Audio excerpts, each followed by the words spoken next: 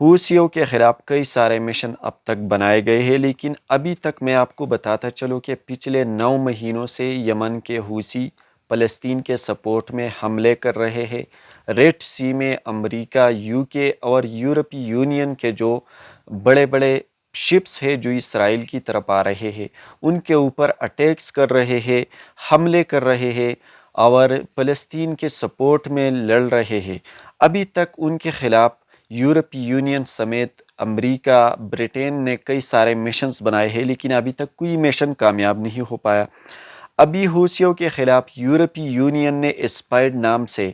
ایک نیا فوجی مشن جو ہے وہ شروع کر چکا ہے، اور اس مشن کا مطلب یہ ہے کہ ریڈ سی میں جو برطین اور امریکہ کی طرف سے جو جہاز اور سمندری شپس آ رہے ہیں جن کے اوپر حوثیوں کی طرف سے حملے ہو رہے ہیں، تاکہ ان حملوں سے پروٹیکٹ کرنے کے لیے حوثیوں کو ہم کمزور بنائے جا سکے، اور حوثیوں کے ساتھ اعلانی جنگ کا ایک بیان سامنے آیا ہے کہ ہم حوثیوں سے جنگ کریں گے۔ لیکن ابھی تک یورپ کے کسی بھی ملک نے عملی طور پر حوثیوں کے خلاف قدم نہیں اٹھایا، کیونکہ حوثی جو ہے وہ کسی بھی مشن سے ڈرنے والے نہیں ہے، حالانکہ یہ ابھی تک کی اہم خبر تھی۔ اس کے علاوہ ایک اور اہم خبر کی طرف آگے بڑھتے ہیں۔ پچھلے 24 گھنٹوں میں غزہ کے اندر جو لڑائیاں اور جو حملے ہو رہے ہیں، حماس کی حملوں سے اسرائیلی آرمی کے 23 سولجر یعنی 23 فوجی جو ہے وہ شدید طور پہ زخمی ہے، اور یہ اسرائیلی میڈیا کہہ رہے، اسرائیلی میڈیا کے تھرو اسرائیل کی جو آرمی ہے انہوں نے اس بات کو ایکسیپٹ کر لیا ہے کہ ان کے پچھلے 24 گھنٹوں کی لڑائی میں 23 فوجی جو ہے وہ شدید طور پہ زخمی ہے، اور ساتھ ہی ساتھ شمالی ایریا میں بھی ان کے کئی سارے فوجی مارے گئے ہیں، شدید طور پہ زخمی ہے۔ اس کے علاوہ حماس کا جو سب سے بڑا لیڈر ہے اسماعیل ہانیہ، ان کی طرف سے بھی ایک سٹیٹمنٹ سامنے آئی ہے، اور اسماعیل ہانیہ نے کہا ہے کہ غزہ کی پٹی کے جتنی بھی تباہی ہو چکی ہے، جتنی بھی ڈسٹرکشن ہوئی ہے، ان ساری تباہیوں کا اور ان ساری چیزوں کا ذمہ دار جو ہے وہ نیتنیاہو ہے، کیونکہ ہم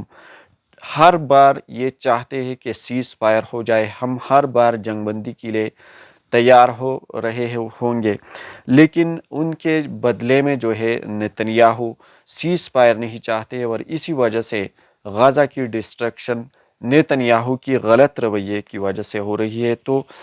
اس تباہی کا جو سب سے بڑا ذمہ دار جو ہے اسماعیل ہانیہ نے نیتنیاہو کو ذمہ دار ٹھہرایا گیا ہے۔ کل بھی ایک ہجوم کے اوپر غزہ میں ایک کیمپ تھا، اور اس کیمپ کے آس پاس ایک ہجوم موجود تھا، لوگوں کا ایک بہت بڑا کراؤڈ تھا، تو اس کراؤڈ کے اوپر نیتنیاہو کی آرمی نے اٹیک کیا، اور اس اٹیک کے نتیجے میں، اس حملے کے نتیجے میں 9 لوگ جو ہے وہ مارے گئے، جن میں سے بچے، خواتین اور عام لوگ شامل ہیں۔ تو یہ سب سے بڑی جرم ہے اور بڑی لڑائی ہے جو اس وقت جاری ہے، لیکن عام لوگوں کو نیتنیاہو مار رہے ہیں، اور نیتنیاہو کا جو سب سے اہم پوائنٹ ہے وہ بس یہی ہے کہ وہ عام لوگوں کو مارنے کی کوشش کرتے ہیں تاکہ غزہ کے عام لوگوں کو ختم کر سکے، اور غزہ کے اوپر اپنا قبضہ جو ہے وہ جما سکے۔ اس کے علاوہ وہاں بھوک کی وجہ سے بھی بہت زیادہ لوگ مر رہے ہیں، اور ابھی تک جو رپورٹ سامنے آ رہی ہے ان کے مطابق ہم یہ کہہ سکتے ہیں کہ اسرائیل جو ہے وہ بھوک کو بھی غزہ کے لوگوں کے خلاف استعمال کر رہے ہیں، کیونکہ وہاں ہیومینیٹیرین ایڈز کے جو ٹرکس وغیرہ ہے ان کو آگے نہیں بڑھنے دیتے ہیں، اور اسی وجہ سے کئی سارے لوگوں کی